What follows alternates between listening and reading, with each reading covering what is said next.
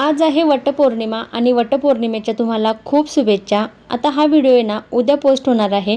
तर मला ना आज पूर्ण दिवसभरामध्ये मी काय करणार आहे हे सर्व मी तुमच्यासोबत शेअर करणार आहे। तर सर्वात आधी ना मी घर वगैरे क्लीन करून घेतलं आणि त्यानंतर ना उंबरठ्याची पूजा करायला घेतली। आज पौर्णिमा आहे आणि खूप छान असा दिवस आहे। तर मी ना सर्वात आधी उंबरठ्यावर हळदीचं लेपन केलं। हळदीचे लेपन ना मी दर महिन्याच्या पौर्णिमेला करतच असते। त्यानंतर ना इथे रांगोळी काढून घेतली, उंबरठ्याची ना हळदी कुंकू वाहून पूजा केली आणि त्यानंतर धूप लावली आणि मग माझ्या पुढच्या कामाला लागले। आता सकाळची ना आज थोडीशी घाईच होती कारण ना ऋतूला स्कूलला जायचं होतं आणि त्यासाठी ना मी ऋतूचा टिफिन तर रेडी करून दिलेला होता, पण मिस्टरांचा टिफिन ना अजून करायचा बाकीच होता। उंबरठ्यावर ना फूल वाहून मी पूजा करून घेतली आणि देवपूजा सुद्धा माझी बाकी होती। तर लगेच पूजा केली आणि त्यानंतर ना मग मिस्टरांचा टिफिन बनवायला घेतला। घरातली कामं जी आहे ना ती मी आज लवकर आवरली होती कारण पूजेला जायचं होतं आणि त्यासाठी ना मला सुद्धा रेडी व्हायचं होतं।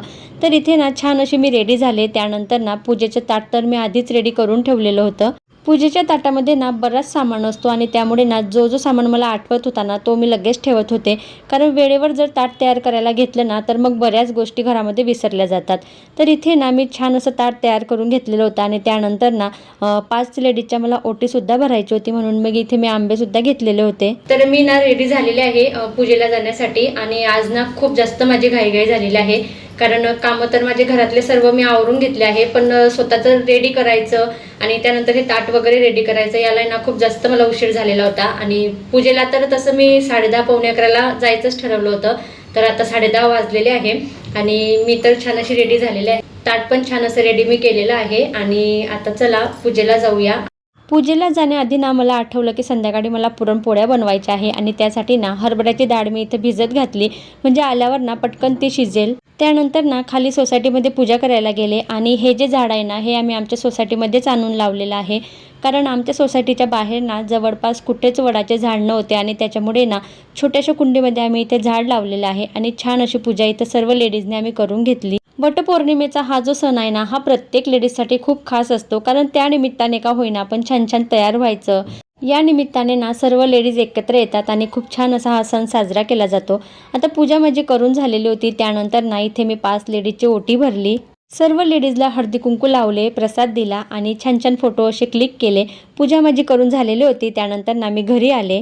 तर मी आता पूजा करून आलेली आहे आणि आता आहे ना मला हरभऱ्याची डाळ ना मी सकाळीच भिजत घातलेली होती, म्हणजे अर्धा तास आधीच मी भिजत घातलेली आहे आणि आता ना ती डाळ आधी मी शिजवायला ठेवते कारण संध्याकाळी पुरणपोळ्या बनवायच्या आहे। सकाळी मी नाही बनवल्या कारण मिस्टर पण ऑफिसला गेलेले आहे, ऋतू स्कूलला गेलेले आहे आणि त्यामुळे मग सकाळी कोणीच नव्हतं खायला। माझाही उपवास आहे।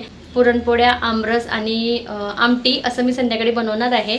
पुरणाची डाळ मी शिजवून घेतली आणि ऋतूसुद्धा घरी आलेली होती। तर अर्धा तास तर माझा ऋतूमध्येच गेला, कारण मग तिला जेवण द्यायचं, तिचं करायचं आणि आजचा दिवस ना माझ्यासाठी खूप खास आहे। आजचा दिवस म्हणण्यापेक्षा ना दर महिन्याची जी पौर्णिमा असते ना ती माझ्यासाठी खरंच खूप खास असते, कारण प्रत्येक महिन्याची जी पौर्णिमा असते ना त्या पौर्णिमेला ना मी स्वामी महाराजांची, सत्यनारायणची पूजा घरामध्ये करत असते आणि ही पूजा केल्याने ना घरामध्ये खूप छान प्रसन्न असं वातावरण तयार होते।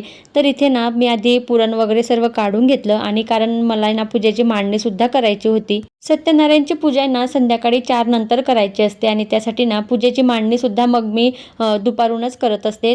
किचनमधलं ना सर्व काम माझं करून झालेलं होतं, किचन ओटा वगैरे क्लीन करून घेतला आणि त्यानंतर ना मग पूजेची मांडणी करायला घेतली। आता हा जो व्हिडिओ आहे ना हा माझ्या ऋतूने शूट केलेला आहे, कारण तिला ना खूप जास्त आवडत असते व्हिडिओ वगैरे बनवायला।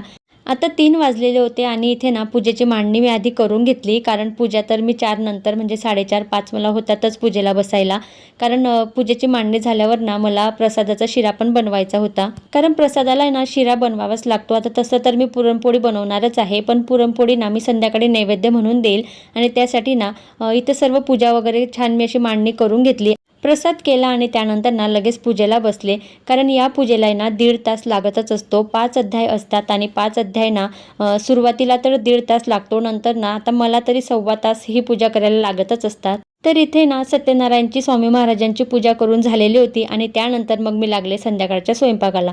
जास्त उपवास ना मी करत नाही आणि कधीतरी मग उपवास केला ना तर माझं डोकं दुखत असतं आणि ना आज मला तसंच झालेलं होतं। माझं ना खूप जास्त डोकं दुखत होतं आणि त्याच्यासाठी ना मी आधी अर्धी गोळी घेतली आणि मग मला ना थोडंसं बरं वाटायला लागलं आणि मग इथे ना मी स्वयंपाक करायला घेतला। आमरस आणि आमटी ना मी बनवून घेतली, आता फक्त पोळ्या बाकी होत्या बनवायच्या।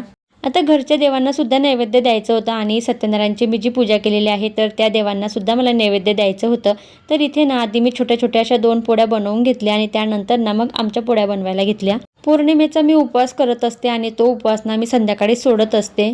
आता तसं ना सकाळी मी माझ्यासाठी फराळ पण बनवलंच होतं, पण खायला ना मला थोडासा उशीर झालेला होता आणि कदाचित ना जेवणाचा टाईम चुकल्यामुळे सुद्धा माझं डोकं दुखायला लागलेलं असेल. तर इथे ना संध्याकाळी मस्त मी स्वामी महाराजांची आरती लावलेली होती आणि रोज मी आरती वगैरे लावत असते, कारण स्वयंपाक करताना पण ना संध्याकाळचं वातावरण छान असं फ्रेश वाटते.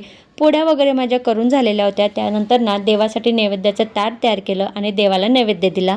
मिस्टरसुद्धा घरी आलेले होते. त्यानंतर आम्ही जेवण करायला बसलो. तर असं होताच व्हिडिओ आवडला असेल तर लाईक करा. चॅनलवर नवीन असेल तर पटकन चॅनलला सबस्क्राईब करा. चला भेटू नेक्स्ट ब्लॉगमध्ये. बाय.